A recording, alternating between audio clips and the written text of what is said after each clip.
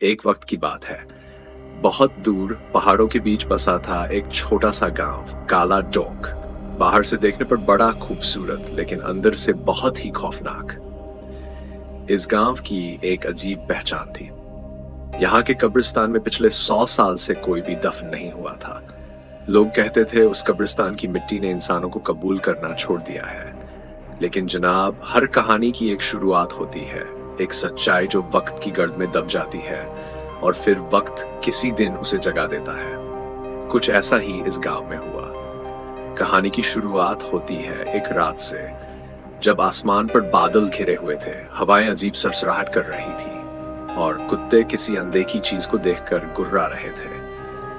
अचानक रात के 3 बजे पूरे गांव में अचानक एक अजीब सी आवाज गूंजी, एक ऐसी सदा जो सिर्फ जनाजे के वक्त उठती है। औरतों की रोने की आवाजें, किसी के मरने की फूट फूट कर चीखें। लेकिन उस दिन गांव में किसी की मौत नहीं हुई थी।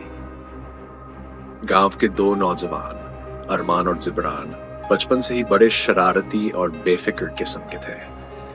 उन्होंने तय किया कि जाकर देखेंगे आखिर मसला क्या है। दोनों ने टॉर्च उठाई और निकल पड़े गांव के उस वीरान कब्रिस्तान की तरफ, जहां इंसान तो क्या जानवर भी रात को नहीं जाते थे। जैसे ही दोनों कब्रिस्तान के बाहर पहुंचे, दरवाजा अपने आप चर्रर की आवाज के साथ खुल गया। दोनों के दिल जोर जोर से धड़कने लगे, लेकिन जिज्ञासा इतनी थी कि आगे बढ़ गए। अंदर का मंजर ऐसा था कि कोई भी देखे तो उसकी रूह कांप जाए। एक सफेद कफन में लिपटी हुई लाश खुद ब खुद जमीन पर खिसकती हुई कब्र की तरफ जा रही थी। न कोई जनाजा उठाने वाला, न कोई कंधा, बस हवा में सिसकियों की आवाजें। जिब्रान की तो टांगें कांपने लगी। बोला, अरमान भाई, वापस चले। लेकिन अरमान बोला, भाई, जब तक देखने नींद नहीं आएगी। जैसे ही वे उस लाश के पास पहुंचे, टॉर्च की रोशनी जैसे ही कफन पर पड़ी, कफन के अंदर से हल्की सी लाल चमक दिखी। अरमान ने हिम्मत करके चादर को थोड़ा सा हटाया। अंदर एक अधजला चेहरा, लेकिन आंखें पूरी तरह खुली और उनमें लाल आग सी चमकती हुई। तभी अचानक धरती कांप उठी, कब्र अपने आप खुलने लगी, लाश खुद ब खुद कब्र में चली गई और मिट्टी अपने आप गिरने लगी। अरमान और जिब्रान घबरा कर भागने लगे, लेकिन दरवाजा पीछे से बंद हो गया। फिर एक अजीब साया उभरा, लगभग 8 फुट लंबा, आंखें अंगारों जैसी लाल, और भयानक आवाज में बोला, तुम लोगों ने मुझे जगा दिया। अब इस गांव का हर इंसान मेरी कब्र का हिस्सा बनेगा। अब आप सोच रहे होंगे, आखिर ये लाश किसकी थी? क्यों 100 साल में कोई वहां दफन नहीं हुआ? तो जनाब, कहानी यहीं से असली मोड़ लेती है।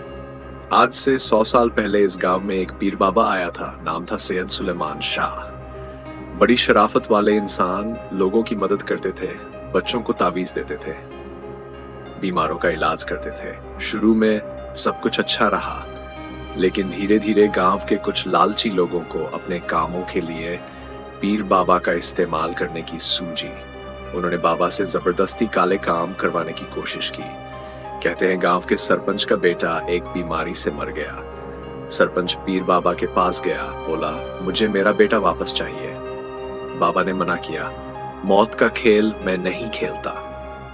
लेकिन सरपंच के आदमी उन्होंने काले जादू के लिए मजबूर किया, मार मार के लहूलुहान कर दिया। यहां तक कि एक रात उन्हें जिंदा ही दफना दिया गया। मरते वक्त सैयद सुलेमान शाह ने बद्दुआ दी, जिस दिन मेरी कब्र खुलेगी, इस गांव का नाम और निशान मिट जाएगा। मेरी भूख हर 100 साल बाद जागेगी और तुम सब मिट्टी में दब जाओगे। बस जनाब, उसी रात से वो कब्रिस्तान खामोश हो गया। अब वापस आते हैं अरमान और जिब्रान की तरफ। जिब्रान, जो सबसे निडर माना जाता था, कब्र के पास सबसे करीब गया और जब उस कफन को छुआ, साया जिब्रान के अंदर समा गया। जिब्रान की चीख आसमान में गूंजी, उसकी आंखें लाल, शरीर अकड़ गया और अगले ही पल वो भी जमीन में खिंचता चला गया। अरमान बदहवास होकर भागा, लेकिन दरवाजा बंद, उसकी चीख गूंजती रही और तब तक कब्रिस्तान में बस धुआं और साया रह गया।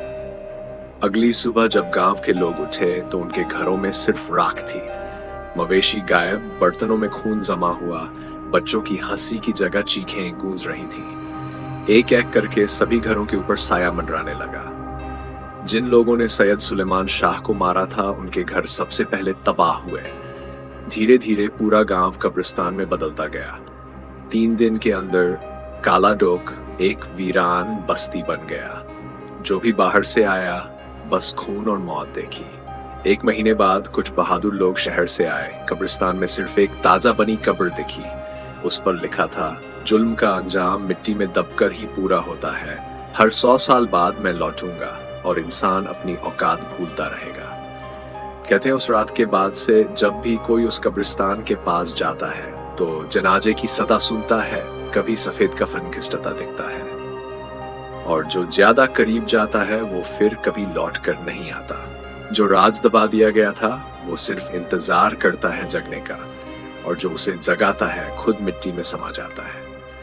जनाब, इस कहानी से सबक यही है, कभी किसी की मजार को छेड़िए मत, और कभी जुल्म होते देख खामोश मत रहिए, क्योंकि जब कब्रें जागती हैं तो पूरा वजूद खामोश हो जाता है। अगर आप ऐसी और खौफनाक कहानियां सुनना चाहते हैं तो हमारे चैनल मूसा स्टोरीज को अभी सब्सक्राइब करिए।